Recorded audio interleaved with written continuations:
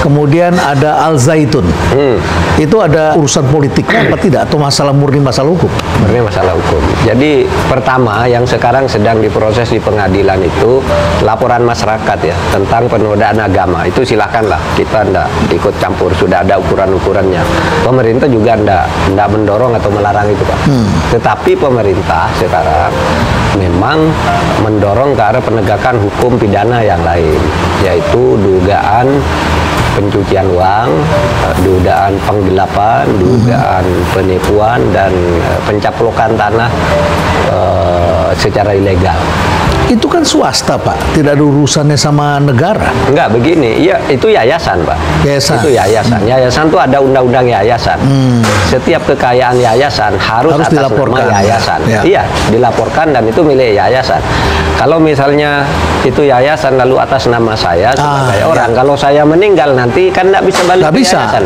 Kalau sudah jadi masuk ke Iya, kalau ditulis pribadi, nama Mahfud, ini yayasan yayasan perubahan, punya tanah 6 hektar, lalu atas nama Mahfud misalnya, saya meninggal, nggak bisa kembali ke nggak bisa, karena ini aktanya.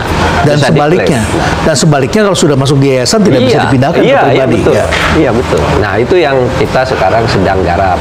Oleh sebab itu ya memang masyarakat banyak bertanya, kenapa kok agak lambat penanganan kasus saja itu ini. Sebenarnya kan sudah dalam penyidikan. Penyidikan tuh peristiwa pidana sudah ada yang didugakan dan kuat. Tinggal sekarang memantapkan tersangkanya.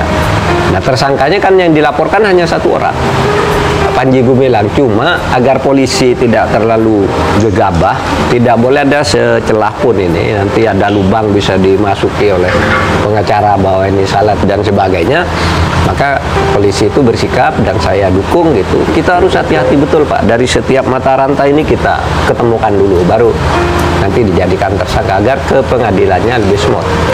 Dan persepsi publik ada orang kuat, ada beberapa orang kuat di Al Zaitun. Ya, katanya yang kuat tuh Pak Muldoko ya, lalu Pak M. Hendro Priyono ya, lalu Pak Wiranto, kira-kira itu yang kuat. Dan persepsi itu dapat difahami muncul karena para pejabat negara ke sana. Pak Habibie dulu konon dan ada buktinya bahwa Pak Habibie pernah memberi bantuan itu lebih dari 1 triliun. Oh, Pak Habibie pernah lebih dari 1 triliun. Nah, lalu wah ini kok muncul terus setiap mau pemilu selalu muncul kan. Nah, saya lalu tanya siapa sih enggak kok gini muncul terus. Setiap pemilu muncul di Al Zaitun itu. Iya, dan pejabat-pejabat pada ke sana, termasuk itu tadi jenderal-jenderal itu tadi. Nah, saya sudah bicara dengan mereka semua nih bertiga. Ya, saya katakan Pak Hendro, ya ceritanya memang sama dengan yang ada di masyarakat, bahwa itu Pak, itu tuh dulunya adalah Komandemen Wilayah 9 dari Negara Islam Indonesia. NI itu confirm ya? Confirm. Hasil data intelijen semua mengatakan demikian. Hasil data intelijen BPPT tadi baru ke saya. Itu memang bahkan pelaku-pelakunya itu kan ada organisasi bayangannya, ada presidennya atau Syekh itu Panji Gumilang. Lalu ada gubernur-gubernurnya, itu sudah datang. Saya dulu jadi gubernur, saya dulu jadi bupati, saya dulu jadi camat, sudah ke BPPT. Dan beberapa tokohnya sudah pernah ditangkap kan? Sudah, Panji Gumilang sendiri pernah kan masuk penjara juga. Tapi itu kasus dugaan pemalsuan tanah itu tadi, Pak. Tanah yang dia kuasai itu ternyata dibuktikan oleh pengadilan tuh melalui pemalsuan dokumen. Tetapi sayangnya pengadilan waktu itu tidak menyatakan sertifikat itu harus dibalik, sehingga terus dipertahankan aja. Nah, sekarang kita yang akan membuktikan di pengadilan gitu. Nah, termasuk itu. Dikejar yang lama yang belum tuntas itu. Iya, kita kejar yang lama. Nah, kembali tadi ke backing itu. Saya sudah ketemu Pak Hendro. Pak Hendro mengatakan itu dulu memang ada organisasi negara Islam sampai Komandemen 8. Nah, si Panji Gumilang itu dibentuk yang ke-9. Komandemen 9 yang membentuk itu memang operasi intelijen. Jadi memang perintah buat Bakin membuat ini maksudnya apa? Untuk melawan NI yang asli. Nah, disitulah Gumilang itu berperan. Jadi kita bisa mengatakan dia adalah orang intel yang ditaruh di sana atau penggalangan. Penggalangan, Pak. Penggalangan. Iya, penggalangan. Karena dia aslinya kan NII dulunya. KW9 itu pemerintah terus dibina-bina terus, akhirnya dia merasa kuat kan. Merasa kuat balik lalu Al Zaitun itu diubah wajahnya sama dia menjadi pesantren yang sangat modern. Bagus. Semua pejabat yang ke sana terkagum-kagum masa depan. Dan wataknya berubah menjadi merah putih. Iya, terlihat dari situ, Pak. Nah, tetapi ya tetap aja setoran-setoran uang itu melalui sumber-sumber yang tidak jelas dan atas nama pribadi yang banyak. Tidak ada larangan hukum untuk Pak Renal punya rekening 20, 30, 40 asal mau. Dia punya 256. Tapi tetap menimbulkan kecurigaan dari sudut ilmu pencucian uang. Kalau begini ini patut dicurigai, ada undang-undang yang ngatur. Kalau gini selidiki, dianalisis. Nah, analisis betul Pak, ada keanehan-keanehan yang kita lalu laporkan ke polisi. Tolong nih didalami. Kalau tidak pencucian uang, ini bisa penipuan, ya, bisa penyalahgunaan dana publik dan sebagainya dan sebagainya. Nah, kita teruskan ke polisi. Lalu tanah, kita minta siapa saja nama keluarga Panji Gumilang ini, tolong cari tanah milik Al Zaitun, ada ndak yang bernama ini Panji Gumilang, lalu istrinya Khairunisa, Alwida dan seterusnya. Itu Pak tanahnya 296 sertifikat tanah hak milik atas nama mereka keluarga itu, dan 107 sertifikat atas nama Panji Gumilang sendiri. Jadi uang masuknya itu kemana? Ke yayasan atau ke pribadi ke 200 sekian akun itu? Ya ke akun-akun itu Pak. Pribadi-pribadi. Dalam rangka pencucian uang atas nama Panji Gumilang semua. Sehingga bisa saja Panji Gumilang itu memutuskan kirim uang dari rekeningnya sendiri ke rekeningnya sendiri, pindah ke rekeningnya sendiri, pindah ke sini lagi. Gitu. Tidak masuk ke yayasan? Ya, tidak.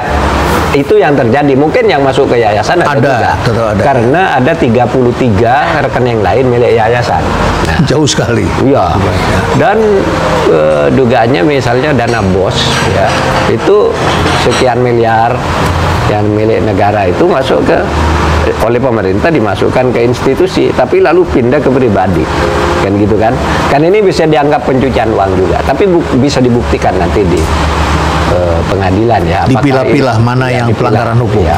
Apakah itu benar apa tidak nanti harus hukum yang membuktikan, bukan kita. Ya.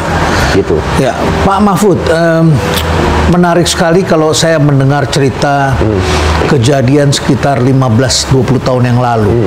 Ada sejumlah kawan saya yang anaknya tiba-tiba bengang-bengong.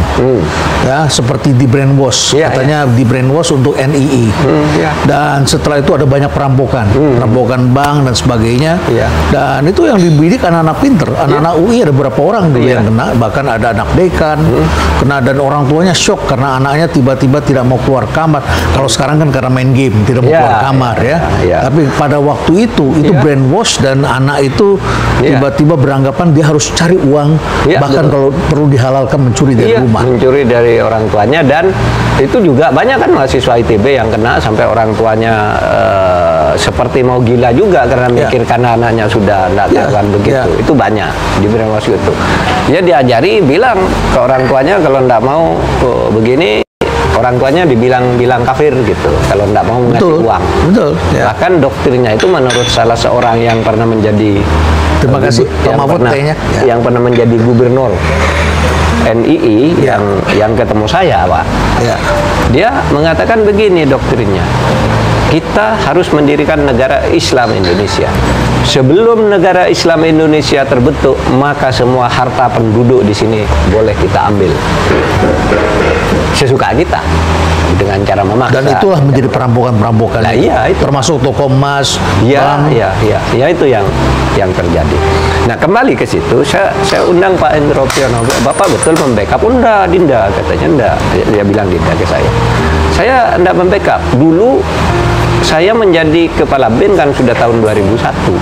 Jadi saya ke sana. Setelahnya? Iya, tahun 2001. Padahal ini sejarah sejarah penggalangan oleh BIN ini kan sudah terjadi di awal-awal pertengahan 80-an zaman Oh, zaman Orde Baru. Iya, Ali Murtopo. Iya, Ali Murtopo, Sutopo Yuwono, Yoga Sugama itu yang tahu.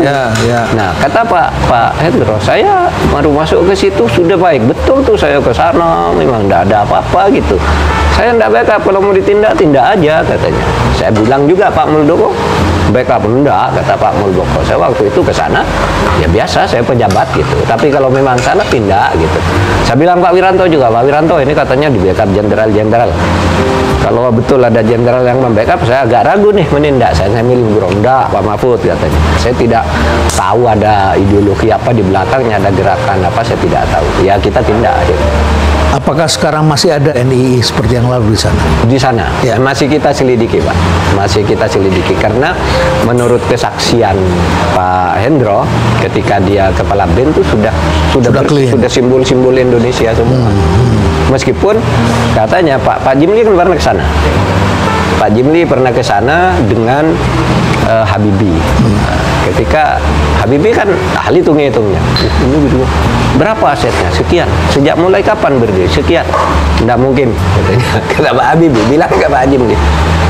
Tidak mungkin usaha apapun, tidak mungkin sekian. Kalau usahanya jenis-jenis itu, katanya. Sampai begini banyak.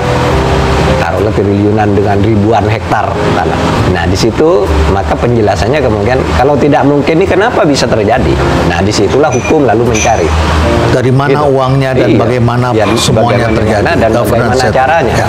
Kemudian Panji Gumilang akan menuntut Pak Mahfud 5 triliun. Iya. Kemudian Pak Mahfud perbulan dicabut. Saya bilang ya tuntut aja, nanti saya malah yang dapat 5 triliun. Cabut tadi. Iya toh Pak.